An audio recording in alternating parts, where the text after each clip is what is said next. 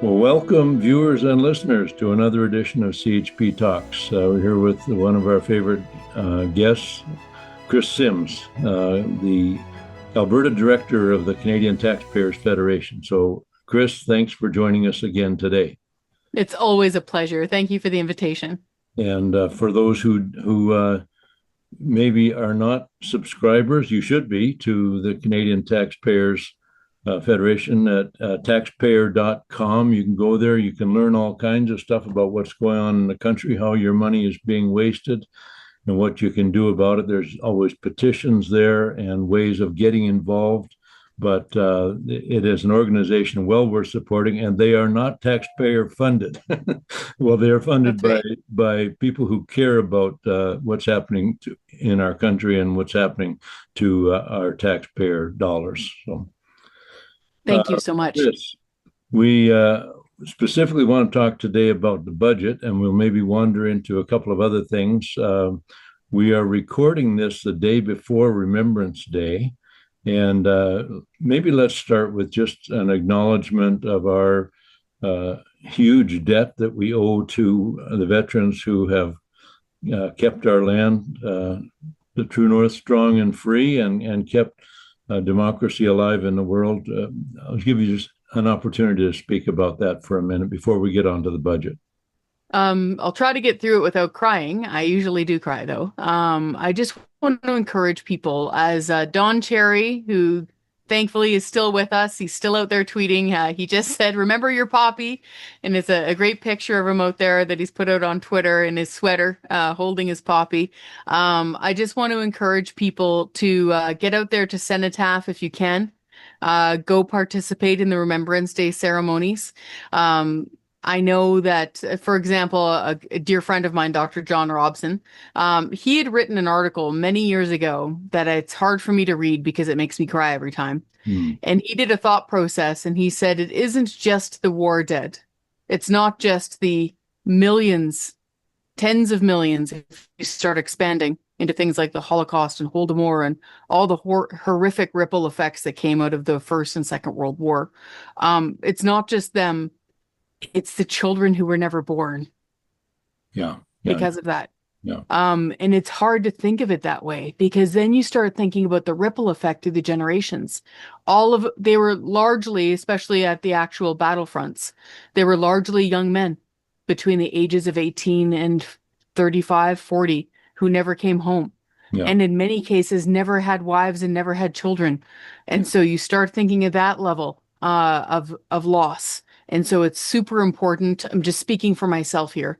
I think it's super important to not only commemorate that, but as a mother, I really wanted to flag something for people here. If you've got kids who are Gen Z and younger, okay, they're into junior high and high school, talk to them about the wars. They are not learning about it in school. There is a shocking amount of ignorance now around especially what happened during the Second World War. And I can't speak for you, Rod, but speaking personally, I had a little bit of kind of ignorance about it because I took it as granted because I grew up around Second World War veterans. In fact, my elementary school teacher was a Second World War veteran. I heard him every day. Every day was Remembrance Day for us. So it just became part of our understanding, our lived history understanding. But our kids and our grandkids don't have that, unfortunately. So it's up to us. So just a quick flag, check on your kids. Make sure they know what happened, especially during the Second World War, because we are all living through those ripple effects today, even financially, even the way our country's borders are drawn now are from ripple effects from those two world wars at the beginning of the 20th century. So thank you so much for letting me put a little note there for parents to remind their kids. Well, even in the time we've been going to the cenotaph here in Smithers for, I don't know, I think 30 years or more. And it's always well attended. But I think there has been a lot of history lost in the last 10 years, particularly, I would say, and maybe before that as well. But as you say, some of the survivors, some of the soldiers who came back, who did not perish. Many of them are now gone, and Yes. so the visible kind of the thing that we remember when we see these people who did risk their lives for us and who lost friends while doing it. Some of that is fading away.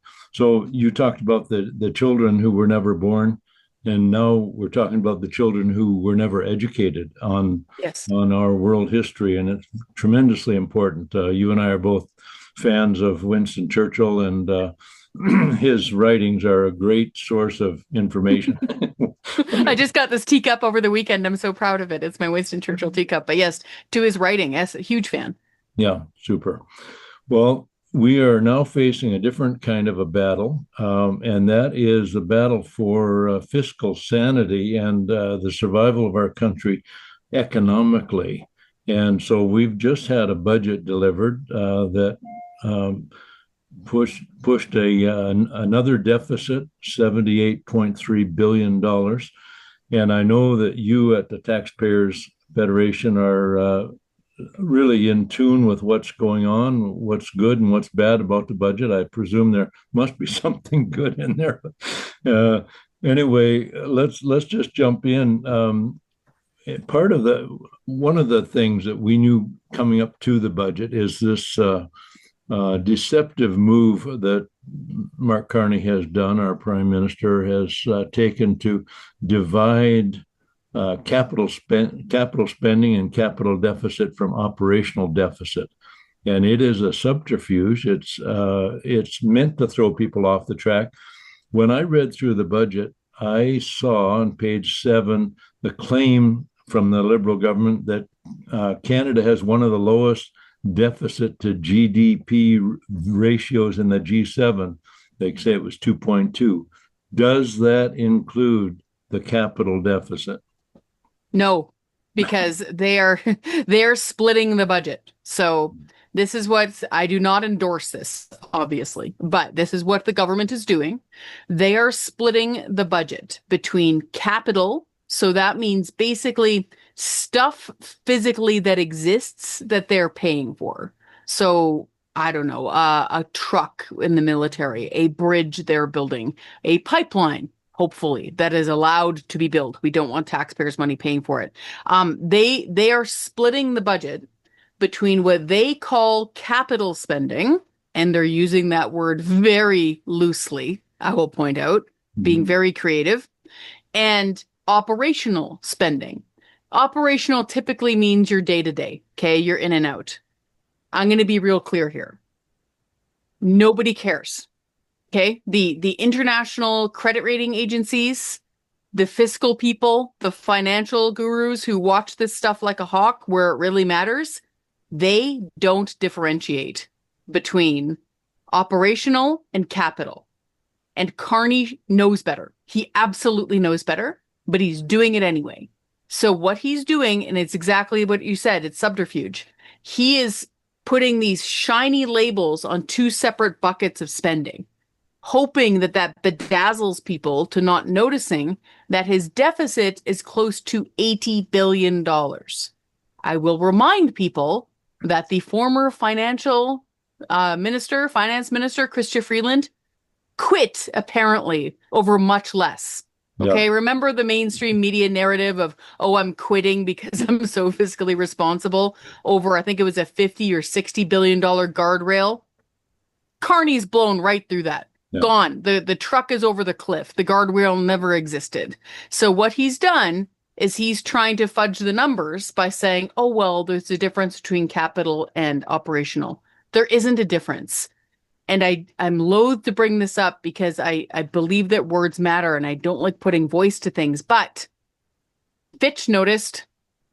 Fitch is an international credit rating agency. Those are some of the big guns. They noticed, and they have warned Canada after that budget about the risk of a credit downgrade. Wow. Exactly as we were fearing. Yeah. So let's hope this does not come to pass. Because if it does, we're all paying more and we don't have more money to pay. So if we put it in terms of a household budget, I mean, usually a budget is supposed to be something that guides you so that you don't spend more than you bring in.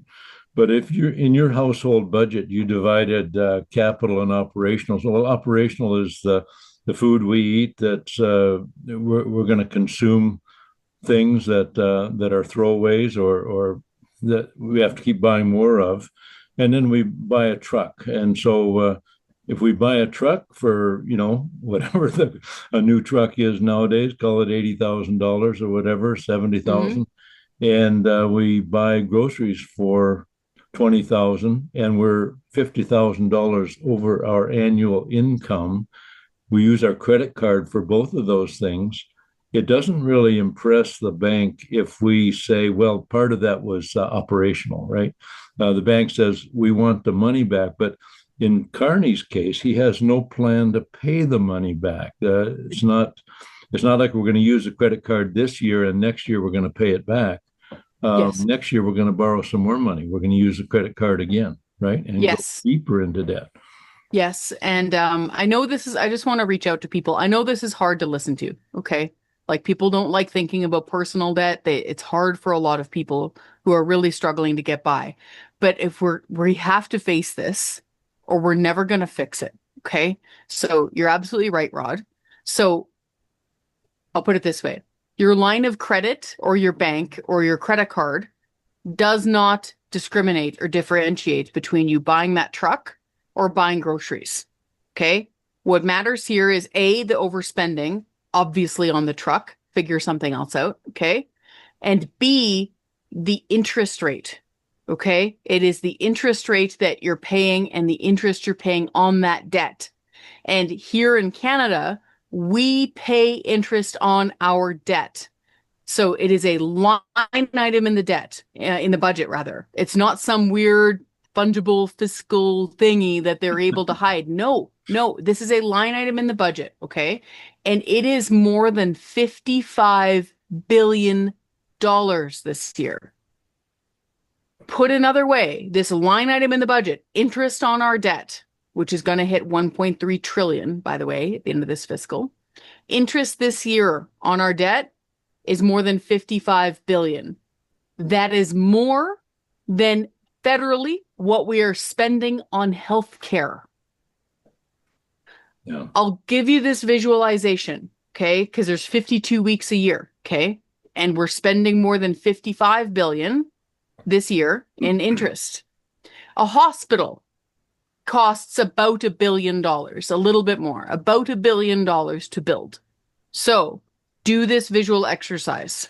Imagine building a brand new hospital, okay? It's full of new paint and, nice, chrome handles and the magic doors that open automatically. Instead of moving doctors, nurses, and patients into that brand new hospital, we all stand around every Saturday night and burn it down. Mm. Yeah. That is what we are doing every single week now. And what is alarming here, and I'm not going to sugarcoat this. I wish I could. I wish I were delivering you the best budget news ever. I had some hopes, but now I'm seriously alarmed by what Carney's doing here. Carney, to your point, Rod, no plan to ever balance the budget. No. It's not even in the projections 5 years from now in the back of the budget document. None. And this is where this is super alarming because I'm going to be blunt. This budget was a joke. I don't want to call it a budget. It's a dumpster fire. Yeah. It is close to 500 pages long, it has no business being that long. And it is full of nonsense. It's full of climate this and gender that and all this sort of social stuff. And if that's your thing, like fill your boots. The Taxpayers Federation doesn't care. Yeah. But it has no business being in a fiscal document, which is a budget. A budget should have 3 different columns, maybe 4. Expenditures, money going out. Okay. Revenue, money coming in. Debt or surplus, adding that. And here's your 4th, debt interest. That's what the budget should have. The budget could actually be about 20 pages long, max. Yeah. But it's not. Yeah. There were several things that, well, I read through a shortened version, not all 500 pages. I am doing my control F. I'm finding stuff through there. I haven't read it cover to cover yet, though. I will. Okay. One of the lines that they use, and I noticed that in the sort of it is a sugar-coated version that goes out to the public with some graphics and whatever. They use this line, spending less to invest more. How does that work? And that goes back to this capital and operational business, I guess. But you can't invest more money and spend less money at the same time. No, you can't. That's a fib. That's a lie, is what that is. I promised people I'd stop sugarcoating. Investing, if you are a government, is spending. It's spending. And again, we could all sit here and try to delude ourselves and say, oh, it's fine. It's an investment. But that doesn't help anyone. Yeah. And frankly, again, the credit rating agencies, which are watching us, they don't care. They see right through this spin in a half second. Okay. And to your point, the idea of they are not spending less. They're spending more. No matter what, like the numbers are right there. So I would encourage people, if they are trying to look at this document, look up the fiscal summary. Okay. And it should pop up as an actual figure. And you can see, deficit, surplus, debt interest charges, all of that. They call it debt servicing charges for people who are trying to look for that stuff. Okay. They're, sorry to rant, but they're not spending less. Yeah. They're spending more. One of the other interesting things they use is slowing the growth in program spending from 8% to 1%. Like that means that we're still going to be spending more every year. And over time, they're going to spend less more. Yes. They're going to increase that amount less than they have been. They say anyway, and of course, all this still remains to be seen how much they actually spend. This is a budget. Oh, great point. Yeah, they always blow. These are targets. Yeah. These are wishes and hopes that we're reading here. Yeah. This isn't actually looking back in the rearview mirror to see what was spent. We'll have to wait for fiscal year end to find that out. But to your point, that's a great point on the slowing of the expansion of program spending. Again, so much fishy language. Yeah. But the perfect example is inflation. Okay. So you might have heard from mainstream media people saying, oh, inflation is down. No, it's not. It's just going up less quickly. I'll put it this way. Say you're being aware of how much you're eating and how much weight you're gaining. Okay. And over the last 3 years, goodness forbid, you've gained 25 pounds a year for 3 years. You are 75 pounds overweight. You're probably in serious medical issues right now and you need help. Okay, so you're 75 pounds overweight, but for the 4th year, you only gain 10 pounds. That's an improvement, right? No, you are still 85 pounds overweight. Yeah. You're just gaining weight less quickly. Yeah. This is the situation we're in inflation right now. That's why you haven't seen prices drop at the grocery store. They're just going up less quickly. The same thing happens there, exactly to your point, with slowing the growth of program spending expansion. They're still spending more. They're just spending more less quickly. Yeah, no, very good. That you've clarified that very well. There's several items there that he talks about housing, that the government's going to be spending $25 billion on housing.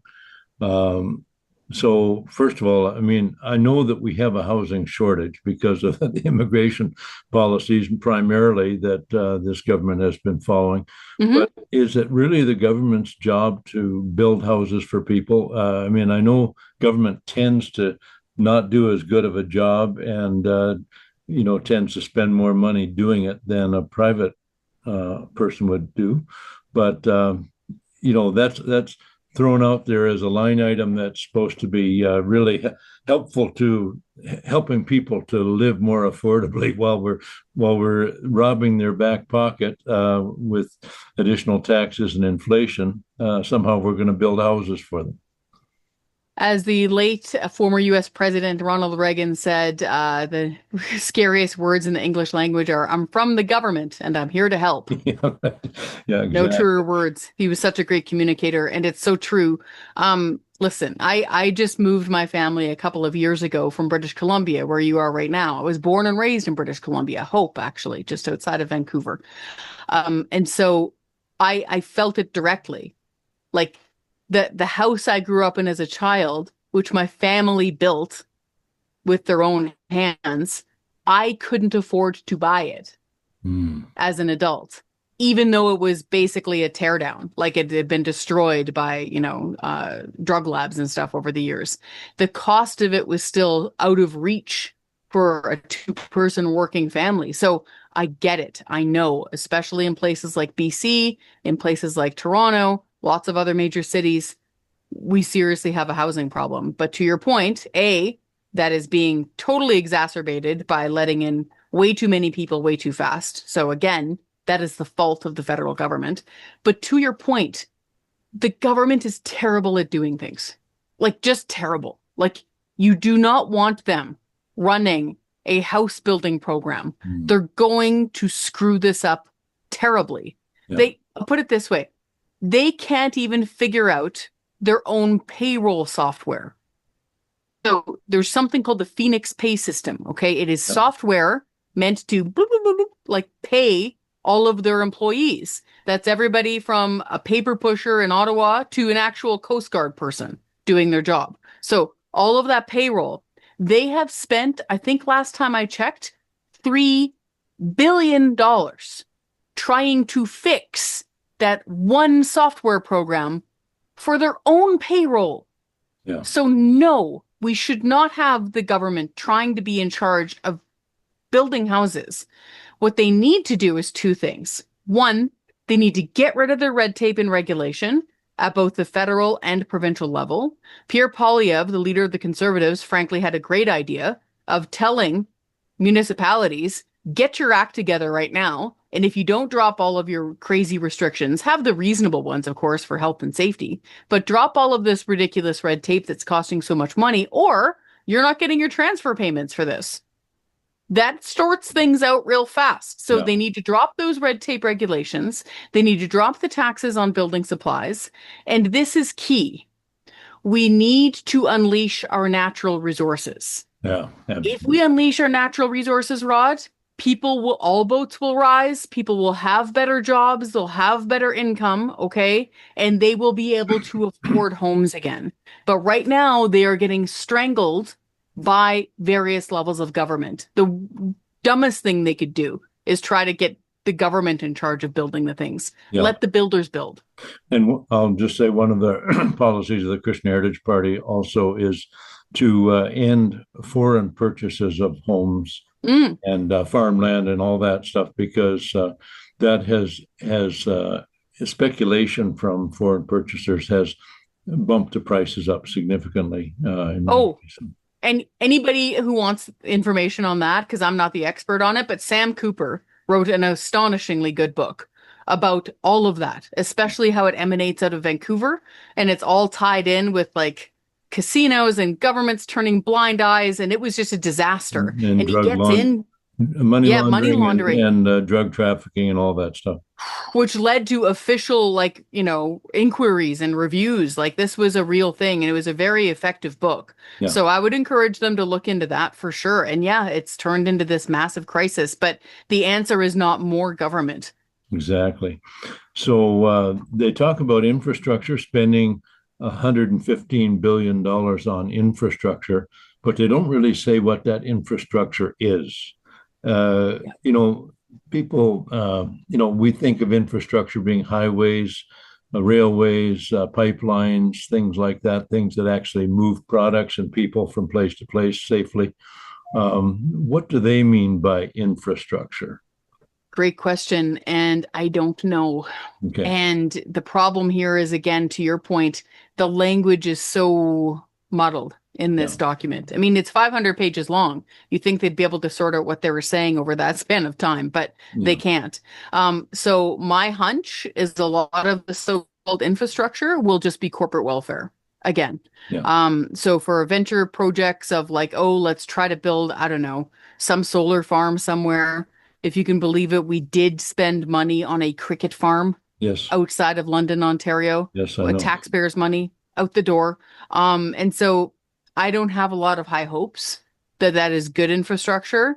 And on top of that, we have to be careful again where they're hiding corporate welfare and green nonsense slush funds that don't produce results.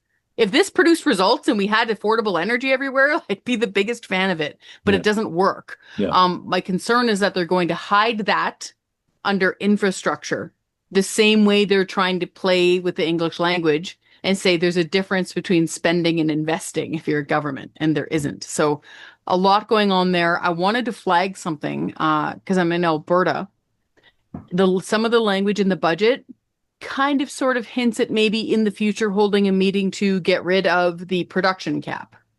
So they call it an emissions cap, but it's a de facto production cap on oil and gas, on Alberta's oil and gas. And that is one of the rules or the demands that came from Premier Daniel Smith, saying you have to lift this cap because the parliamentary budget officer says that this is going to blow a $20 billion hole in our economy. So we have to get rid of this.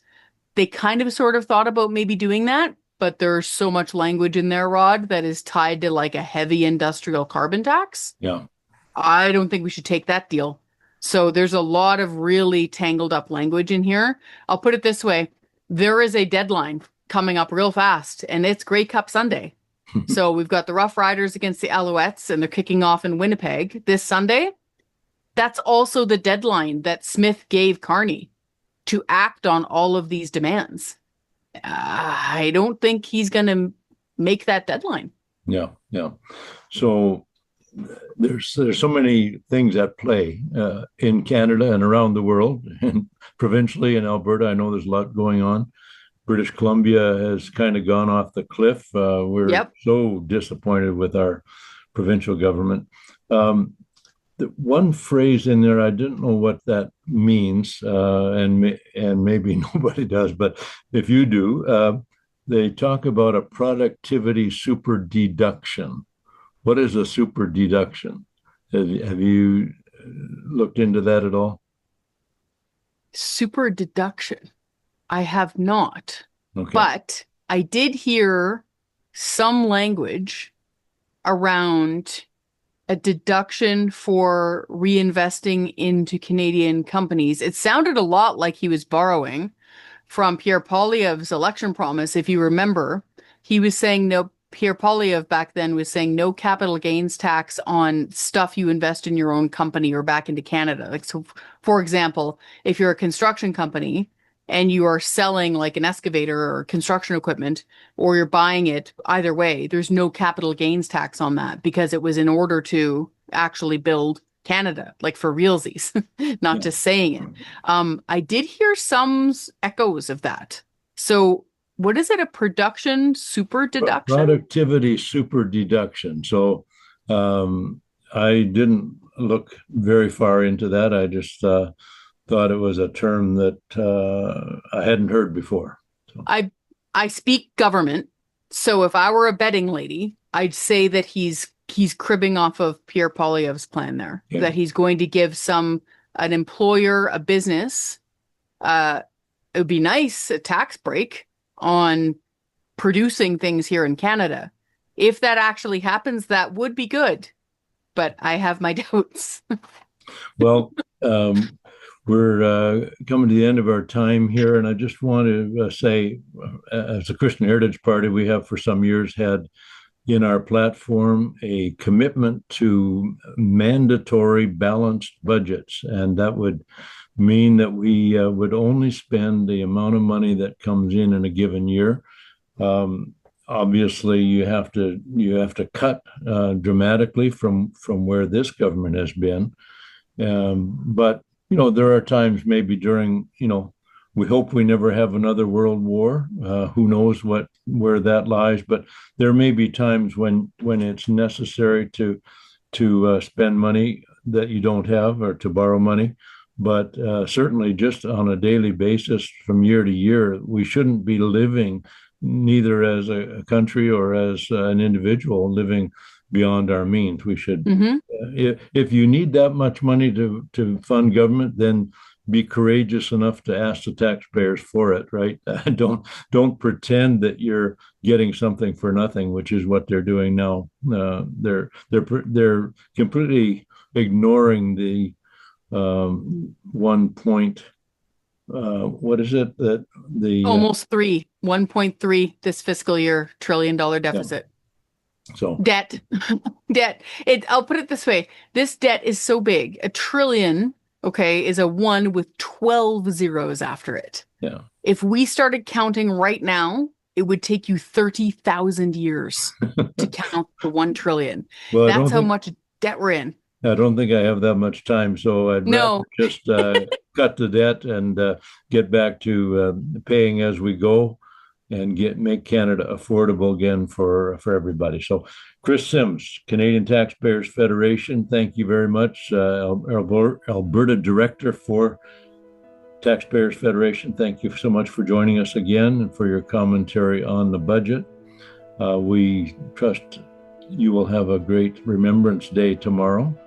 We'll be at our cenotaph here, and this program won't be posted up until Thursday, so that day will be gone. But we continue to remember our fallen warriors, those who have given the final and dramatic sacrifice for the rest of us, and the families who lost loved ones in that conflict and in past conflicts in order to keep the true North strong and free. So God bless you. Thank you. And watch over you and make his face shine upon you in the days ahead. And we look forward for more information from Canadian Taxpayers Federation, and keep up your good work. Thank you, Rod. Amen. God bless you. Bye-bye.